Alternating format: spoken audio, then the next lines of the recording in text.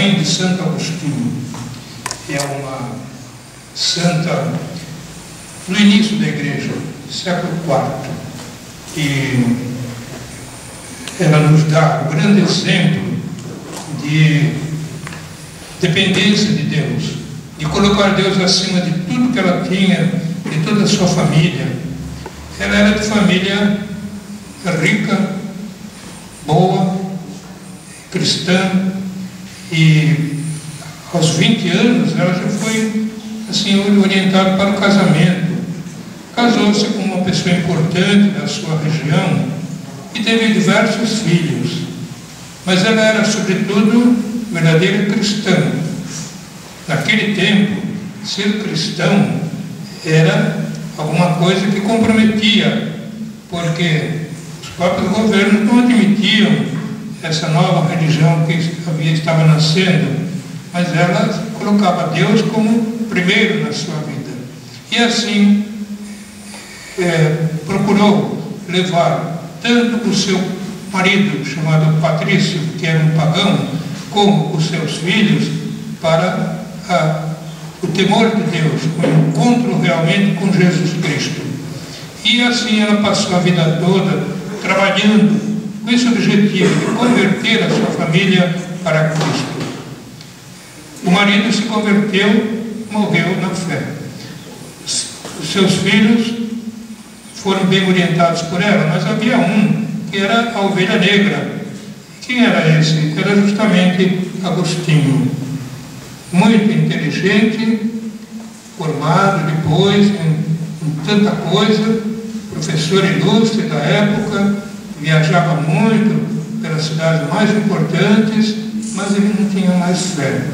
Aliás, antes de perder a fé, ele até abandonou a Igreja Católica e se tornou maniqueísta, uma seita, uma religião sem fundamento nenhum, e ele abraçou o maniqueísmo e assim se afastou do ensinamento de Jesus Cristo.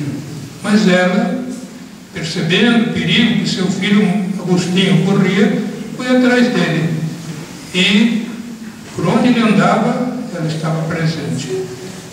Em Milão, Roma, outros lugares importantes, sobretudo lá na África, no norte da África, onde eles moravam, ela não o abandonava. Embora ele não tivesse mais fé e tivesse até uma vida desregrada, ela permaneceu firme. Mas o que ela fazia?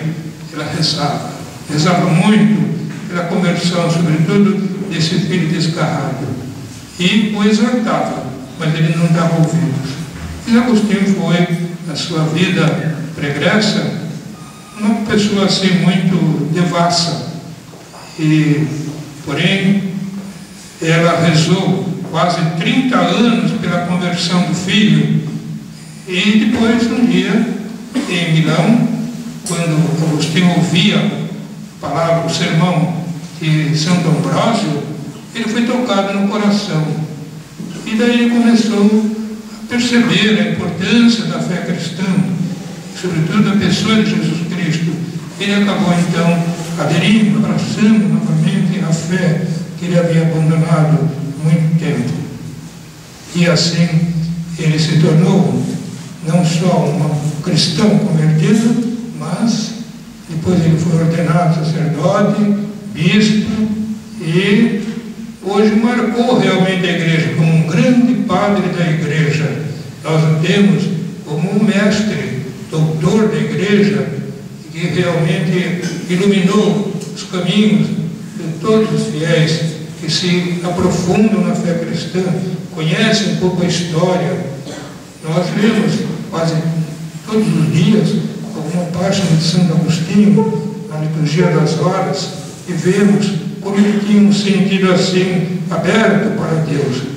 Quer dizer, todos aqueles dons que Deus lhe tinha conferido na sua vida natural, sua inteligência, sua memória, a facilidade em descobrir Deus presente, ele colocou tudo isso em prática.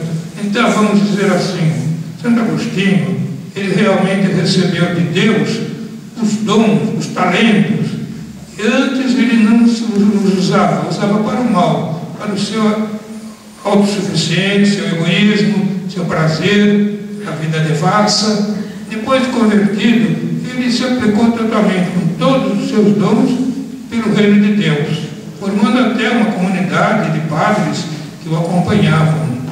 Então, aí nós vemos a aplicação do Evangelho de hoje. Jesus é este homem poderoso que viaja e distribui os seus bens a todos os seus servos, mas ele vai cobrar depois.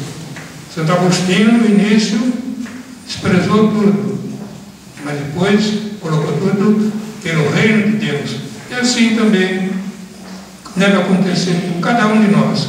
Deus distribui os seus dons para todas as pessoas.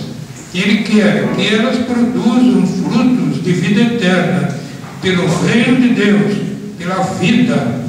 E é isso que Ele está esperando de cada um de nós. Vocês, leigos e leigas, vocês representam suas comunidades aqui da nossa região diocesana. Vocês são membros do reino de Deus. Vocês receberam dons de Deus, muitos dons. A própria vida é um dom que vocês receberam. Sua inteligência, sua memória, sua liberdade, seus trabalhos, sua família, tudo que vocês fazem, que vocês são, receberam de Deus. O que Deus está pedindo agora? Ele está cobrando. Vocês estão pondo em prática pelo meu reino o que eu distribuí entre vocês?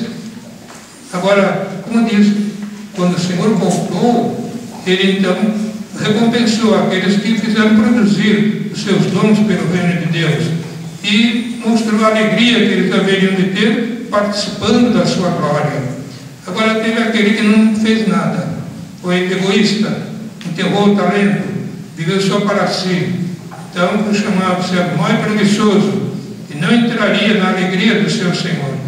Então, acima de tudo que nós temos, no nosso trabalho está Deus, prometendo-nos a recompensa, a vida eterna, a sua alegria. Então, a vida que nós vivemos hoje aqui, nas suas comunidades, não é uma vida puramente material, uma ocasião apenas que vocês receberam, tiveram e participaram de uma comunidade. Não. Aqui é o reino de Deus. Onde você mora, a comunidade da qual você participa, é o reino de Deus. E esse reino tem que crescer, né, pela evangelização. Agora, essa evangelização pode ser feita direta, como os agentes de pastoral fazem, os catequistas realizam, mas também exige o testemunho. E muitas vezes nós não podemos falar nada, nós podemos testemunhar. Pela nossa vida, nós já estamos fazendo produzir o reino de Deus entre aqueles que nos cercam, como a Mônica fez com seu filho Agostinho e com seu marido, que era pagão, depois se converteu. Assim também, que ninguém se desespere, ninguém diga, eu não sei fazer nada, não tenho capacidade para nada, não tenho dons. O fato de você estar vivo já é um dom de Deus.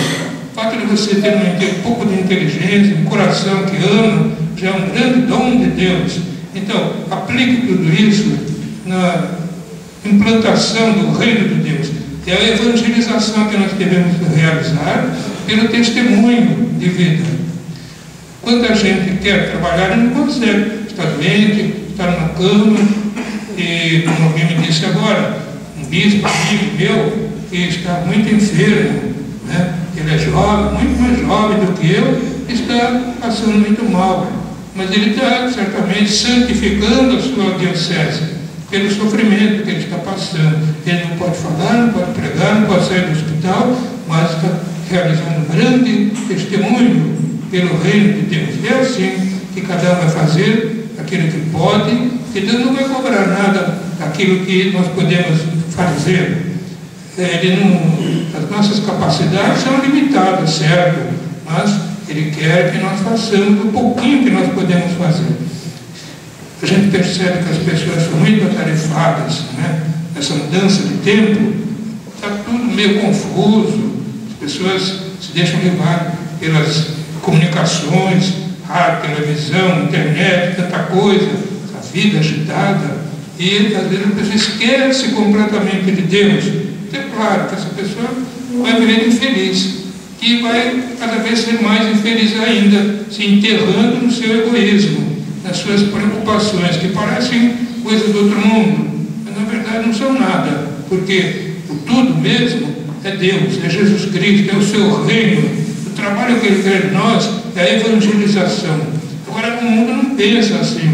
O mundo vive o seu egoísmo, o seu relativismo, o seu ateísmo. E nós, muitas vezes, caímos nesse modo de pensar do mundo e vamos desprezando os dons que Deus nos deu, que Ele quer que sejam aplicados pela difusão do seu reino.